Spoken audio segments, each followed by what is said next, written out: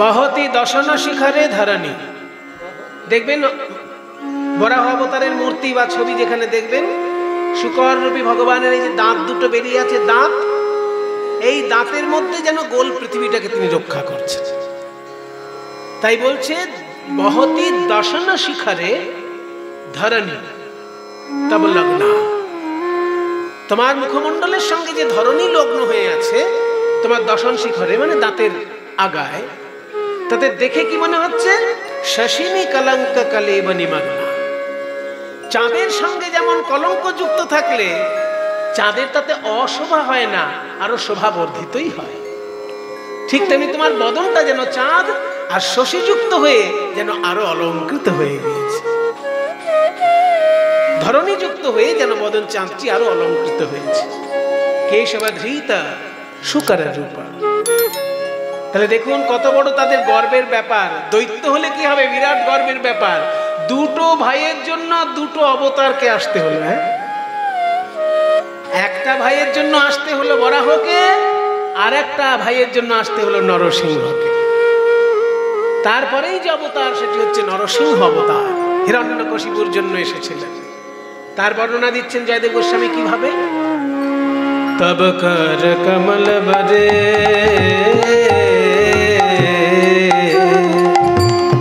তব কর কমল বরে নখম অদ্ভুত শৃঙ্গম তব কর কমল বরে নখম অদ্ভুত শৃঙ্গম দলিত হিরণ্য কশিপুতনু ভৃঙ্গম দলিত হিরণ্য কশিপুতনু ভৃঙ্গম। মানেগুলো বুঝিয়ে দিন, কারণ 800 বছর আগের কবির গান গাইছি তো। যদি 20 বছর আগের কবির গান গাইতে হলে তাহলে ব্যাখ্যা করতে হতো না, কিন্তু 800 বছর আগের বাংলার কবি লিখছেন আবার সংস্কৃত ভাষায়। বলছেন তব কর কমল বরে। হে নরসিংহদেব, তোমার হাতটি যেন পদ্ম ফুলের মতো, কর কমল, তাতে নখগুলো যেন পাপড়ির মতো। পদ্ম ফুলের পাপড়ি, তোমার নখগুলো যেন পাপড়ির মতো। তব কর কমল বরে নখম অদ্ভুত শৃঙ্গম। তোমার নখগুলো পাপড়ির মতো কিন্তু অদ্ভুত ভাবে শৃঙ্গ অর্থাৎ ছুঁচালো হয়ে আছে। অদ্ভুত ভাবে ছুঁচালো কেন একটু পরেই ব্যাখ্যা করা হচ্ছে। ছুঁচালো বলে দিয়ে ছেড়ে দিতে পারতো যে তোমার পদ্ম ফুলের মতন হাত, পাপড়ির মতো নখ, বেশ সুন্দর ছুঁচালো, কিন্তু অদ্ভুত কথাটা বলার মানে তব কর কমল বরে নখম অদ্ভুত শৃঙ্গম। এইটা আমি খুঁজে পাচ্ছিলাম না, অদ্ভুতটা কেন। শেষকালে নানান সংস্কৃত টিকা পড়তে পড়তে দেখলাম মহাপ্রভুরই একজন পার্ষদ প্রবোধানন্দ সরস্বতী গীত গোবিন্দের ব্যাখ্যা লিখেছেন। সংস্কৃত টিকা গীত গোবিন্দের প্রবোধানন্দ সরস্বতী লিখেছেন। ওইখানে ব্যাখ্যা করে দিচ্ছেন তিনি যে নরসিংহ দেবতার হাতটা যদি পদ্ম ফুল হয়, নখগুলো যদি পাপড়ি হয়, সেটাকে অদ্ভুত কেন বলা হলো। এইবার ব্যাখ্যা করছে যে যদি পদ্ম ফুলের উপরে ভ্রমর বসে তাহলে ভ্রমরের হুল ফুটে গিয়ে পদ্ম ফুলের পাপড়ি ছিন্ন ভিন্ন হয়ে যেতে পারে, তাই না? পদ্ম ফুলের উপর ভ্রমর বসলে ভ্রমরের হুল ফুটে পাপড়িগুলো ছিন্ন ভিন্ন হয়ে যেতে পারে। কিন্তু হে নরসিংহ দেবতা, তোমার হাত রূপী পদ্ম ফুলের নখ রূপী পাপড়ি এমন যে হিরণ্যকশিপু রূপী ভৃঙ্গটাকেই ছিন্ন ভিন্ন করে। পদ্ম ফুলের পাপড়ির এত বড় ক্ষমতা যে সে ভ্রমরটাকেই ছিন্ন ভিন্ন করে দেয়। হিরণ্যকশিপু যেন একটা কালো ভ্রমরের মতো তাকে একদম ছিন্ন ভিন্ন করে দিল তোমার হাত রূপী পদ্ম ফুলের নখ রূপী পাপড়ি। তব কর কমল বরে নখম অদ্ভুত শৃঙ্গম দলিত হিরণ্য কশিপু তনু ভৃঙ্গম দলিত হিরণ্য কশিপু তনু ভৃঙ্গম কেশবধৃত নরহরি রূপ কেশবধৃত নরহরি রূপ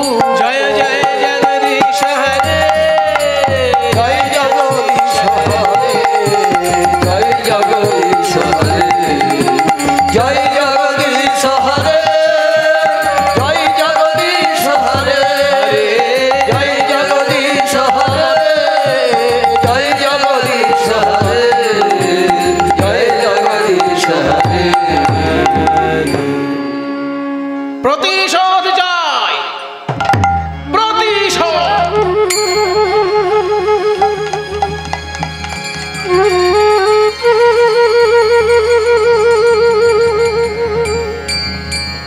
আমার দাদা হিরণ্যাক্ষকে বধ করেছে বিষ্ণু, সেই জন্য আজ থেকে আমি নিয়ম করে দিলাম, আমার রাজ্যে আজ থেকে বিষ্ণু নাম করা নিষিদ্ধ। বৈষ্ণবদের যদি বেঁচে থাকার ইচ্ছা থাকে তাহলে হিরণ্যকশিপুর রাজ্য ছেড়ে অন্য কোন রাজ্যে চলে যাও, আর তা না হলে সমুদ্রে ডুবে মরো। হিরণ্যকশিপুর রাজত্বে বাস করে বিষ্ণু নাম করবে, বিষ্ণু পূজা করবে, বিষ্ণুর যজ্ঞ করবে, কোনটাই হবে না। আমার রাজ্যে আজ থেকে বিষ্ণু নাম নিষিদ্ধ, কারণ আমার দাদা হিরণ্যাক্ষকে বধ করেছে বিষ্ণু বরাহ রূপ ধারণ করে। তাই বিষ্ণু নাম আমার রাজ্যে নিষিদ্ধ। হিরণ্যকশিপু ভয়ঙ্কর রূপ ধারণ করলেন। বৈষ্ণব দেখলেই তাকে দেশ থেকে তাড়িয়ে দেন বা সমুদ্রে ডুবে মরতে বলেছে, কিন্তু আমার রাজ্যে বিষ্ণু নাম, বিষ্ণু মন্দির, বিষ্ণু পূজা কিচ্ছু করা চলবে না। কিন্তু বৈষ্ণবের ঘরের মেয়ে হচ্ছে কয়াধু। হিরণ্যকশিপুর যিনি স্ত্রী, তিনি কিন্তু বৈষ্ণব ভাবাপন্ন।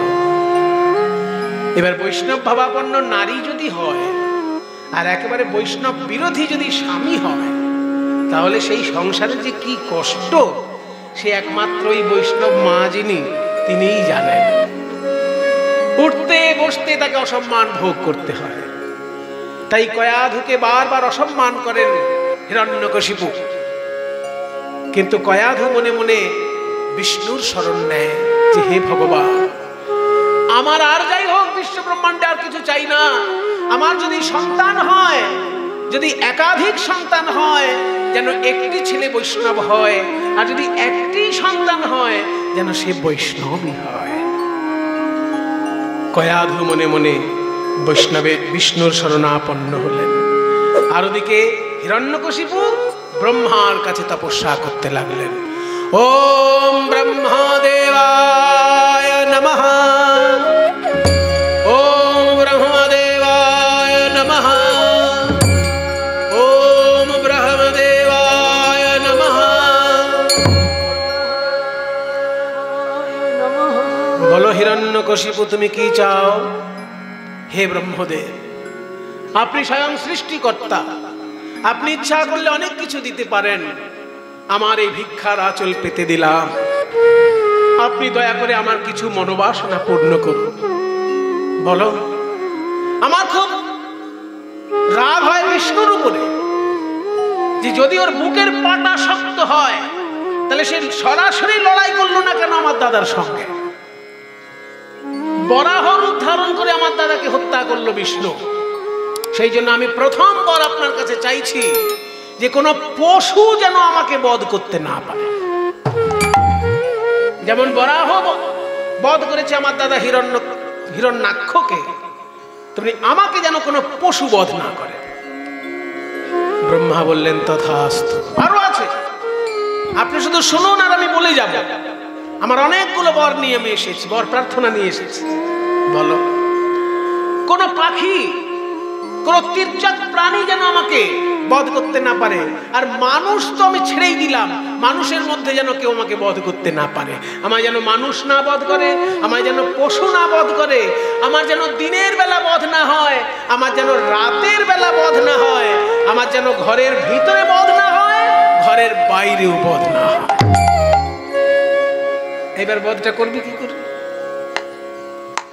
বলছে পশুতেও, কারণ বরাহ রূপে তো ভগবান তার দাদাকে মেরেছে, সেজন্য আগে ওই জায়গাটা পরিষ্কার করে নেবে যে কোনো পশুতে যেন আমাকে না মারে, আর মানুষে যেন না মারে। দেবতারা তো আমাকে ভয় পায়, তারা আবার মারবে কি? দেবতা তো মারবেই না। আমি দৈত্য, দেবতারা আমাকে ভয় পায়। আর দিনের বেলাও যেন না মরি, রাতের বেলাও যেন না মরি, ঘরের মধ্যে যেন না মরি, ঘরের বাইরে যেন না মরি। তাহলে মরবো। ব্রহ্মা কিন্তু দুটি হাত তুলে বললেন তথাস্তু। তুমি যা যা চাইলে সব মনোবাসনা তোমার পূর্ণ হবে। কিন্তু একটা কথা আমি বলে দিই, বিষ্ণুর স্বরূপ সম্পর্কে তোমার ধারণা আছে তো? ওর সম্পর্কে আবার কি জানবো? শোনো, দেবানাম প্রথম বিষ্ণু, দেবতাদের মধ্যে কিন্তু প্রথমে বিষ্ণুকে স্মরণ করতে হয়, তা না হলে কোনো পুজোই সিদ্ধ হয় না। ওই জন্য যে কোনো পুজো করতে গেলেই দেখবেন আগে ব্রাহ্মণ হাতে জল নিয়ে কি করে।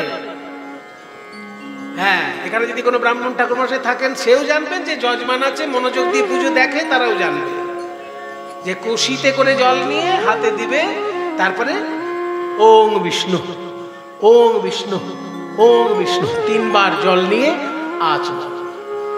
আগে বিষ্ণু স্মরণ না করে কোনো শুভকর্ম করা যায় না। আর তুমি বলছো যে বিষ্ণুরই তুমি শত্রু, সেই জন্য আমি তোমাকে বলে দিচ্ছি সব তোমার মনোবাসনা পূর্ণ হবে, কিন্তু বৈষ্ণবের উপর যেন আঘাত করো না। বৈষ্ণবের যদি অভিশাপ লেগে যায় তোমার উপরে, তাহলে কিন্তু আমার কিছু করার থাকবে না। তবে হ্যাঁ, যা যা চেয়েছো তোমার সমস্ত শর্তই মানা হবে। তোমার যা যা ইচ্ছা কোনোটাই অপূর্ণ থাকবে না। তোমার ঘরের মধ্যে মৃত্যু হবে না, ঘরের বাইরেও মৃত্যু হবে না, পশু তোমায় মারবে না, মানুষ তোমায় মারবে না, দেবতা তোমায় মারবে না, এমনকি দিনের বেলাতেও তোমার মৃত্যু হবে না, রাতের বেলাতেও তোমার মৃত্যু হবে না। সবকিছু ব্রহ্মা বলে দিলেন হবে না, হবে না, হবে না। এইবার মনের আনন্দে হিরণ্যকশিপু শুরু করে দিল যুদ্ধ। যাকে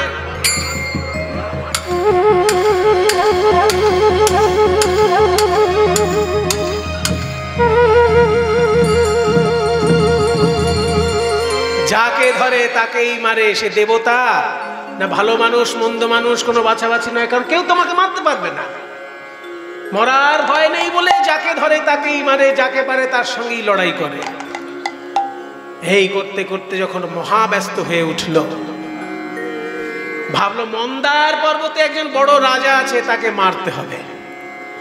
তো মন্দার পর্বতে রাজাটাকে মারার জন্য সৈন্য সামন্ত নিয়ে হিরণ্যকশিপু যখন মন্দার পর্বতে গমন করলেন, সেই সময় আবার ইন্দ্র হিরণ্যকশিপুর রাজ্য দখল করল।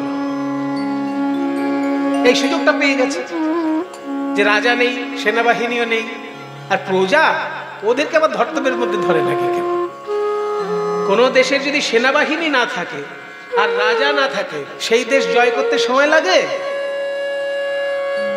সেই জন্য হিরণ্যকশিপু যখন সেনাবাহিনী নিয়ে মন্দার পর্বতে চলে গেছে, সেই সময় ইন্দ্র চলে এলো সমস্ত সেনাবাহিনী নিয়ে হিরণ্যকশিপুর রাজ্য আক্রমণ করার জন্য।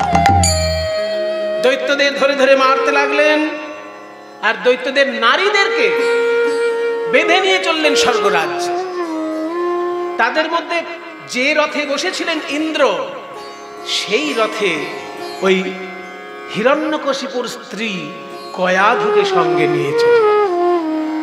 এই কয়াধুকেও আমি নিয়ে গিয়ে স্বর্গে রাখবো, কারণ এর গর্ভে একটা ছেলে আছে। এর গর্ভে যে ছেলেটা আছে, ওই ছেলেটার জন্ম নেবে, তারপরেই নারী হত্যা করব। গর্ভে সন্তান থাকা সমেত নারী হত্যা করা যায় না, এমনিই নারী হত্যা করা পাপ।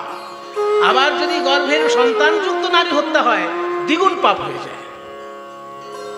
তাই মনে মনে ভাবলেন যে এর বিচার পরে করব, এখন গর্ভবতী, একে আমি রেখে দেবো স্বর্গে লুকিয়ে। গর্ভটা যখন ওর সন্তান জন্ম নেবে, তারপর আমি এর ব্যবস্থা করব।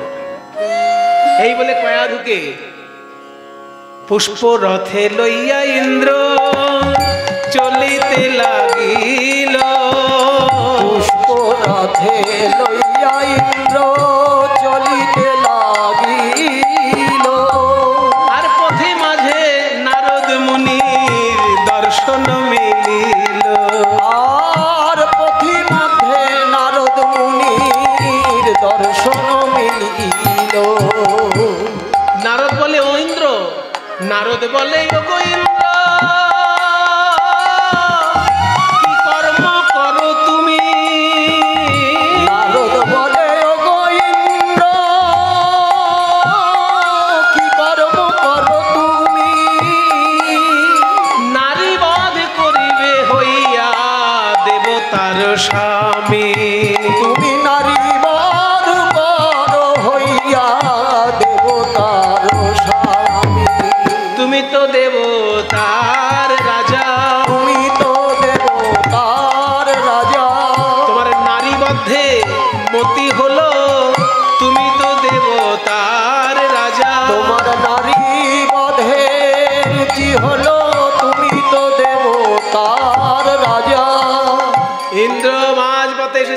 বাজাতে বাজাতে নারায়ণ নারায়ণ নারায়ণ। তুমি আবার করতে গেলে নারদ মুনি? আমি কোথায় নেই, যেইখানেই কোনো জটিলতা আছে, যেইখানেই কোনো সমস্যা আছে, সেইখানেই নারদ মুনি হাজির আছে। তো সারা জীবনের কথা। হিরণ্যকশিপু গেছে একটা যুদ্ধে মন্দার পর্বতে, আর সেই ফাঁকে তুমি হিরণ্যকশিপুর স্ত্রীকে নিয়ে চলে যাচ্ছ স্বর্গে। তোমার একটা শোভা পায়? তুমি না একজন দেবতাদের রাজা, নারী হরণ করছো, নারী বধের সংকল্প করছো, এসব ছোটখাটো চিন্তা ভাবনা এই দেবরাজের মাথায় এলো? ছি ছি ছি ছি। শোনো নারদ মুনি, তুমি জানো না, আমি খবর পেয়েছি হিরণ্যকশিপুর পুত্র এই নারীর গর্ভে আছে। সেই জন্য কি আমি সঙ্গে সঙ্গে কিছু ব্যবস্থা করতে পারছি না। একে নিয়ে গিয়ে স্বর্গে রাখবো, ওই পুত্রটি জন্ম নেবে, তারপরে আমি শাস্তি দেব। বলে কোনোটাই চলবে না। শোনো ইন্দ্র, তুমি মহা ভুল করতে চলেছ, মহাপরাধ। তুমি যতটুকু খবর পেয়েছো জানবে, সব সময় তার থেকে একটু বেশি আমি খবর রাখি। এই যে হিরণ্যকশিপুর ছেলে এই নারীর গর্ভে রয়েছে, এ হচ্ছে মহাবৈষ্ণব। মহাবৈষ্ণব বললে ছোট করা হয়, এ হবে ভবিষ্যৎ বৈষ্ণব ধর্মের একজন আচার্য। তাই তুমি যদি একে স্বর্গে নিয়ে যাও, মহা অপরাধ হবে বিষ্ণু চরণে। বরং তুমি এক কাজ করো, হিরণ্যকশিপুও জানবে না তার স্ত্রী কোথায়, আর তুমিও সবাইকে বলবে না। আমি বরং কয়াধুকে সঙ্গে নিয়ে আমার আশ্রমে সেই কটা দিন রাখি, যে কটা দিনের গর্ভস্থ শিশু জন্মগ্রহণ না করে। বেশ, তাই করুন মুনিবর। আপনার মুখের উপর তার কথা বলা যাবে না, কারণ এই কথা কি আপনি বাইরে এমন ভাবে প্রচার করবেন যে আমার মান সম্মান যেটুকু আছে সেটুকু শেষ হবে। তাই করুন, আপনি কয়াধুকে নিয়ে গিয়ে আপনার আশ্রমে রাখুন। নারদ মুনি তখন সেই কয়াধুকে সঙ্গে করে নিয়ে বলে, মা, তুমি হিরণ্যকশিপুর স্ত্রী, সেটা আমার কাছে বড় নয়, কিন্তু তুমি একজন ভবিষ্যৎ বৈষ্ণব আচার্যের মা। তোমার গর্ভে যিনি জন্ম নেবেন তিনি বৈষ্ণব আচার্যের শিরোমণি একজন। তাই চলো মা, আমার আশ্রমে গিয়ে তুমি নির্দ্বিধায় নিশ্চিন্তে থাকবে। আমি প্রতিদিন তোমাকে ভগবান বিষ্ণুর লীলা শ্রবণ করাবো, আর তোমার মধ্যে দিয়ে তোমার গর্ভস্থ শিশু সেই লীলা শ্রবণ করে করে বড় হবে। কয়াধুকে নিয়ে গেল নারদ মুনি তার আশ্রমে, আর প্রতিদিন কৃষ্ণ নাম কৃষ্ণ নাম বেদনা হারি জয় শ্রী মুরারি নম নম প্রভু নম নম বেদনা হারি জয় শ্রী মুরারি নম নম প্রভু নম নম। সন্ধ্যা সকাল এসো হে গোপাল, সন্ধ্যা সকাল এসো হে গোপাল, হৃদে আঙিনায় মম।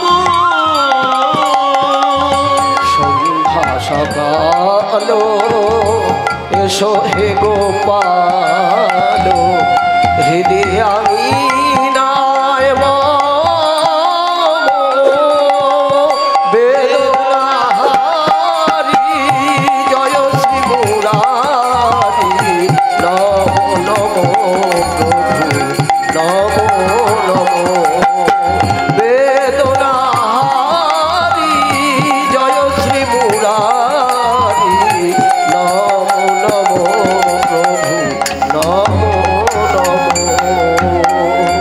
দেখুন মায়েরা, মহৎ কৃপা কিভাবে হয়। মায়ের গর্ভে রয়েছে প্রহ্লাদ, আর সেই সময় নারদ মুনির কণ্ঠে শুনছে হরিনাম, কণ্ঠে শুনছে শাস্ত্র কথা। এইভাবে গর্ভস্থ অবস্থায় প্রহ্লাদ কিন্তু সর্বশাস্ত্রজ্ঞ হয়ে উঠল। নারদের কণ্ঠে সংকীর্তন শিক্ষা হয়ে গেল তার। তারপর যখন হিরণ্যকশিপু যুদ্ধ করে ফিরে এলেন নিজ বাস ভবনে, একদিন নারদ মুনি এসে কয়াধুকে দিয়ে গেল। তখন পূর্ণ গর্ভবতী অবস্থায় কয়াধু হিরণ্যকশিপুকে বলল, শোনো হিরণ্যকশিপু, তুমি তো গেছিলে মন্দার পর্বতে, আর ইন্দ্র এসে তোমার রাজ্য দখল করেছিল। যেই তুমি এসেছো আবার সব দেবতারা পালিয়েছে। তোমার ভয়ে তারা অস্থির, কিন্তু তোমার অবর্তমানেই তোমার দখল করতে এসেছিল রাজ্য। কিন্তু আমি দেবতাদের পক্ষেও নেই, আবার তোমাদের পক্ষেও নেই। আমি সবসময় নিজে এত নিরপেক্ষ থাকি। যার আমি ভালো কাজ দেখি তার মুখের উপর বলি, আর যার মন্দ কাজ দেখি তাকেও মুখের উপর বলি। আর আমি তো অমর, আমাকে কেউ মেরেও ফেলতে পারবে না, সেই জন্য আমাকে কেউ কিছু বলেও না। ইন্দ্র যখন তোমার স্ত্রীকে নিয়ে যাওয়ার জন্য সাহস দেখাচ্ছিল, আমি বললাম তুমি মহা অপরাধ করছো এই হিরণ্যকশিপুর স্ত্রীকে স্বর্গে নিয়ে যাওয়ার জন্য, তাই একে দাও, আমার আশ্রমে থাকবে তোমার স্ত্রী। তাই শোনো হিরণ্যকশিপু, আমার আশ্রমে এতদিন তোমার স্ত্রীকে রেখেছিলাম। তোমার স্ত্রী তখন গর্ভবতী ছিল, কিন্তু এখন সে পূর্ণ গর্ভবতী। তাই তোমার স্ত্রীকে তোমার ঘরেই আবার দিয়ে গেল। হিরণ্যকশিপুর ঘর আলো করে জন্মগ্রহণ করলেন প্রহ্লাদ জন্মিলে হিরণ্যকশিপুর ঘরে। প্রহ্লাদ জন্মিলে হিরণ্যকশিপু ঘরে। স্বর্গ হতে দেবগণ পুষ্প বৃষ্টি করে। ওই স্বর্গ হতে দেবগণ পুষ্প বৃষ্টি করে। এবার উলুধ্বনি শঙ্খধ্বনি করে নারীগণ। উলুধ্বনি শঙ্খধ্বনি করে নারীগণ। উলুধ্বনি শঙ্খধ্বনি করে নারীগণ। উলুধ্বনি শঙ্খধ্বনি করে নারীগণ। উলুধ্বনি শঙ্খধ্বনি করে নারীগণ। বাহু তুলে জয়ধ্বনি করে ভক্তগণ। বাহু তুলে জয়ধ্বনি করে ভক্তগণ। বাহু তুলে জয়ধ্বনি করে ভক্তগণ। বাহু তুলে জয়ধ্বনি করে ভক্তগণ। বাহু তুলে জয়ধ্বনি করে ভক্তগণ। কিবা বাহু তুলে জয়ধ্বনি করে ভক্তগণ। আনন্দ ধরে না, আনন্দ ধরে না, আনন্দ ধরে না।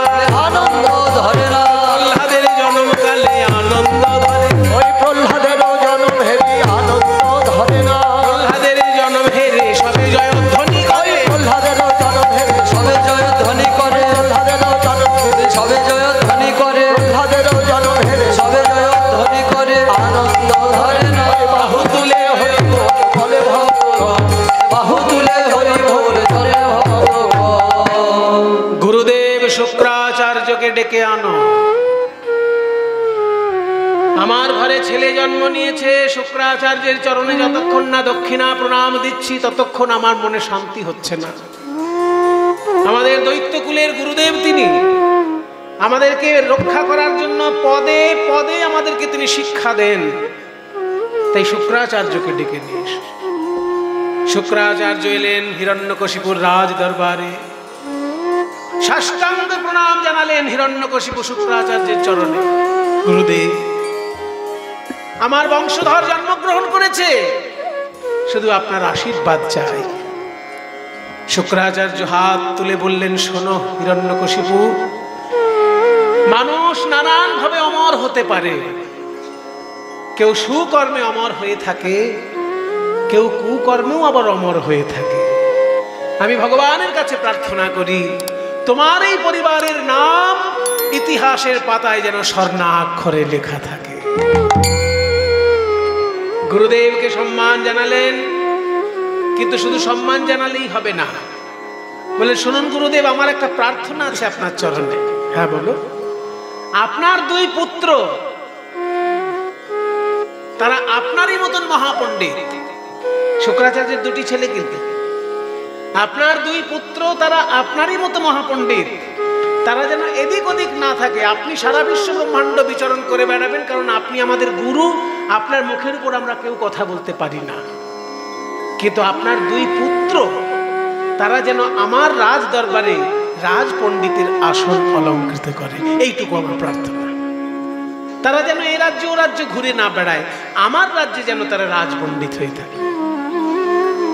শুক্রাচার্য বললেন তাই হবে হিরণ্যকশিপু। আমার একটি ছেলের নাম ষণ্ড, আরেকটি ছেলের নাম অমর্ক।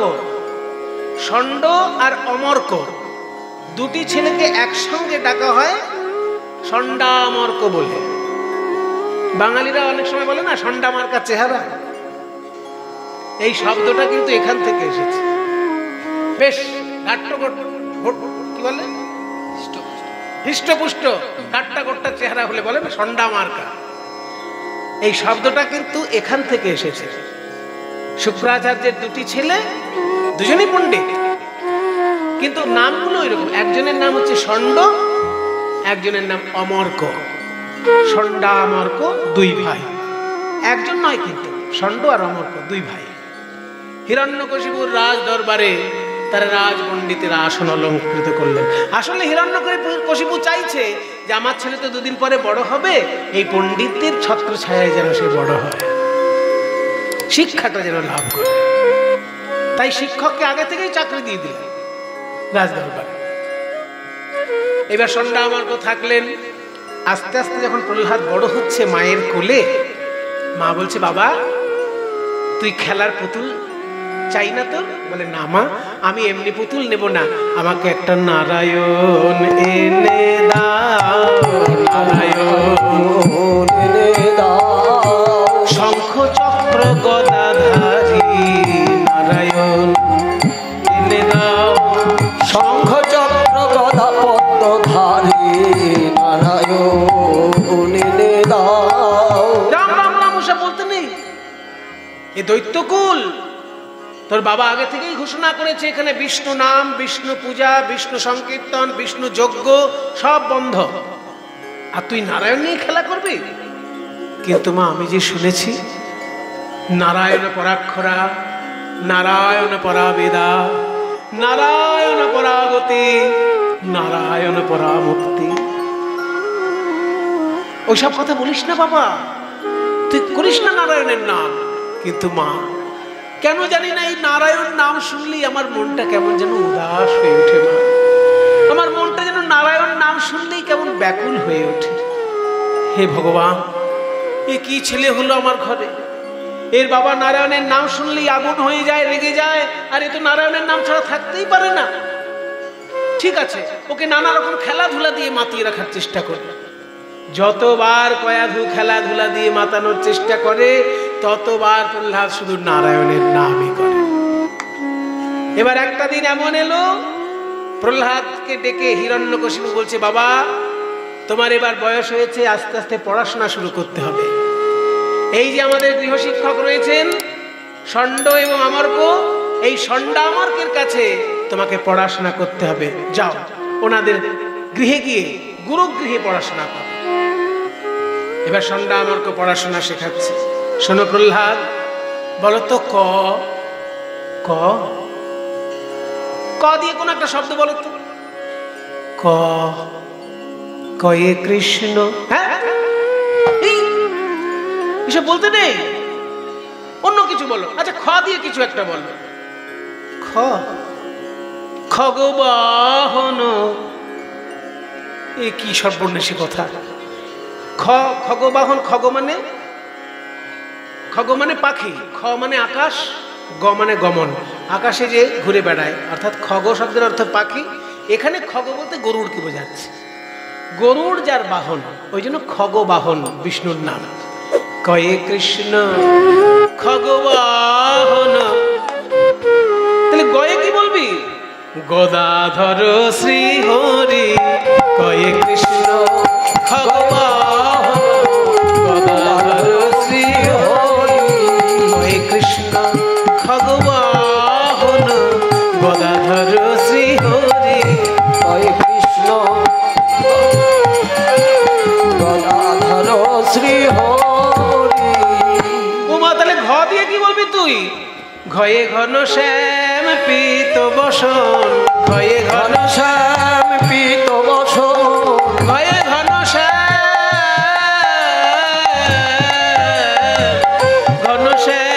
পীত বসন, ঘয়ে ঘন শ্যাম পীত বসন, ভক্তের বাঞ্ছা পূরণকারী, বাঞ্ছা পূরণকারী কই কৃষ্ণ ভগবান গদাধর শ্রী হরি। সর্বনাশে কি ছেলেকে নিয়ে পড়েছি রে বাবা, একে তো পড়াশোনা করানোই মুশকিল। শোন বাবা, আমাদের দৈত্যকুলে 3টে বিষয়ের বেশি পড়া হবে না, 3টে বিষয় আর 3টে উপবিষয়। আমি একটু প্রাচীন শিক্ষা সম্পর্কে কথা বলছি। দৈত্যকুল আর দেবকুল, দুটো কুলে দু রকমের শিক্ষা হতো। দৈত্যকুলের শিক্ষা ছিল 3টে প্রধান, আর দেবকুলের শিক্ষা ছিল 4টে প্রধান। একটা শিক্ষা শুধু দেবকুলের থাকতো, দৈত্যকুলের থাকতো না। সেটা কি বলছি? দৈত্যদের শেখানো হতো 3টে বিষয়, ধর্ম, অর্থ এবং কাম। ধর্মশাস্ত্র, অর্থশাস্ত্র, কামশাস্ত্র এই পর্যন্ত দৈত্যদের শিক্ষার বিষয়। আর দেবতাদের মধ্যে শিক্ষার বিষয় 4টি: ধর্ম, অর্থ, কাম এবং মোক্ষ। ওই জন্য হিরণ্যকশিপু বলেছিলেন মোক্ষ টক্ষ যেন আমার রাজ্যে শেখানো না হয়। ওই মুক্তি লাভ, ওইসব কথা আমি বিশ্বাস করি না। কাজে মুক্তি লাভের কোনো প্রসঙ্গ যেন না আসে শিক্ষার মধ্যে। আমাদের শিক্ষার মধ্যে থাকবে ধর্ম। ধর্ম বলতে এখানে শুধু পূজা অর্চনা নয়, কিন্তু ধর্ম মানে দায়িত্ববোধ। শিক্ষক সময় মতো শিক্ষা দেবে, ছাত্র সময় মতো ক্লাস করবে, অফিসার সময় মতো অফিসে যাবে। প্রত্যেকটি কাজ যে যার দায়িত্ব পালন করেন, এটাকে তখনকার দিনে ধর্মশাস্ত্র বলা হতো। ধর্ম শব্দের অর্থ এখানে দায়িত্ববোধ। যে যার দায়িত্ব পালন করবে, এটার নাম ধর্মশাস্ত্র। আর অর্থশাস্ত্র বলতে কি করে টাকা পয়সা আয় করা যাবে, কি করে রাজ্য জয় করা যাবে। রাজ্য জয় এবং অর্থ লাভ, এটা হচ্ছে অর্থশাস্ত্রের প্রধান জিনিস। আর কামশাস্ত্র কিভাবে সংসারকে আরো বংশ বিস্তার কিভাবে করা যাবে, সেইটা জানার জন্য কামশাস্ত্র। এই ধর্ম, অর্থ, কাম 3 রকমের শিক্ষাকে বলা হতো ত্রিবর্গ শিক্ষা। আর যারা অসুর প্রকৃতির বিরুদ্ধে দৈব প্রকৃতির রাজা ছিলেন, তাদের মধ্যে আর একটা বেশি থাকতো মোক্ষ শিক্ষা। তারা ভাবতেন যে মুক্তি লাভের কথা যদি না আসে, তাহলে ধর্ম, অর্থ, কাম 3টেই বিপদের কারণ হয়ে দাঁড়ায়। মানুষের আধ্যাত্মিক মঙ্গল হয় না। মানুষের সর্বাঙ্গীন মঙ্গল যদি হতে হয়, তাহলে ধর্ম, অর্থ, কামের সঙ্গে মোক্ষ জ্ঞানটাও থাকা দরকার। কিন্তু হিরণ্যকশিপু বলেছেন আমার রাজ্যে ওইসব মোক্ষ টক্ষ চলবে না, মুক্তি লাভের কোনো গল্প নেই। ধর্মশাস্ত্র পড়বে মানে দায়িত্ব পালন করার শিক্ষা নেবে, অর্থশাস্ত্র নেবে মানে রাজ্য জয় করার জন্য অর্থ উপার্জন, কিভাবে কর নির্ধারণ করবে, এগুলো শিখবে। আর কামশাস্ত্র, কিভাবে বংশবৃদ্ধি করা যায়, সেই শাস্ত্রটা যেন শেখে। কিন্তু এই ছেলে তো প্রথম থেকেই হরিনাম করছে, একে কি শেখানো যায়? তবুও শুক্রাচার্যের ছেলে ষণ্ড এবং অমর্ক যতটা পারল ধর্ম, অর্থ, কাম ত্রিবর্গ শিক্ষা প্রহ্লাদকে দিল। যখন একটুখানি বড় হয়েছে প্রহ্লাদ, প্রাইমারি এডুকেশন আমরা যেটাকে বলি, সেটা যখন কমপ্লিট হয়েছে মনে হচ্ছে, তখন একদিন হিরণ্যকশিপু ডাকলেন, বাবা আজকে আমি তোমার পরীক্ষা নেব, শিক্ষকের কাছে তুমি কি শিক্ষা লাভ করেছো, এসো প্রহ্লাদ আমার কোলে এসো। আদর করে প্রহ্লাদকে ডাকলেন হিরণ্যকশিপু, বলো তো বাবা শিক্ষার মূল বিষয়বস্তু কি হওয়া উচিত? এবার যদি ঠিক ঠিক শুক্রাচার্যের ছেলেদের কথা শুনতো, তাহলে বলতো ধর্ম, অর্থ এবং কাম এই 3টেই আমাদের শিক্ষার প্রধান বিষয়বস্তু হওয়া উচিত। কিন্তু প্রহ্লাদ নতুন কথা শোনালো। এই প্রথম প্রহ্লাদের মুখ থেকে বেরোলো হিরণ্যকশিপুর সামনে যে শিক্ষার মূল বিষয় কি হওয়া উচিত। এটা শ্লোকটা আপনাদের অনেকেরই শোনা আছে, কিন্তু শ্লোকটা যে প্রহ্লাদ বলেছেন সেটা কিন্তু অনেকের জানা নেই। শুনে নিন এবার শ্লোকটা। শ্রবণং কীর্তনং বিষ্ণু স্মরণং পাদসেবনং অর্চনং বন্দনং দাস্যং সখ্যমাত্মনিবেদনম। শ্রবণং কীর্তনং বিষ্ণু শরণং পাদসেবনং অর্চনং বন্দনং দাস্যং সখ্যমাত্মনিবেদনম। এই শ্লোকটা আপনারা শুনেছেন এর আগে? দেখি কেউ একজন কারো হাত তোলা তো দেখছি না, কিন্তু শোনেননি? আরে ওই একজন দুজনের হাত পেয়েছে, 3 জনের হাত পেয়েছে। অন্তত 3 জন শুনেছেন শ্লোকটা আগে। এই শ্লোকটাকে বলা হয় নববিধা ভক্তির শ্লোক। মানে ভক্তি যে 9 প্রকারের, সেগুলো কি কি এই একটা শ্লোকের মধ্যে বলা হয়ে গেছে। ভগবানকে ভালোবাসতে গেলে 9টি পথ অবলম্বন করে ভালোবাসা যায়। কেউ শুধু একটাতেই অবলম্বন করতে পারে, কেউ একসঙ্গে 9টাও অবলম্বন করতে পারে। প্রথম পথ কি ভগবানকে ভালোবাসার? এই যে আপনারা করছেন। এই গরমের মধ্যে মানুষ এসি ছাড়া থাকতে পারে না, আর আপনারা এই গরমের মধ্যে চাপাচাপি করে কষ্ট করে বসে হরি সংকীর্তন শুনছেন। এই যে শ্রবণম, এই শ্রবণম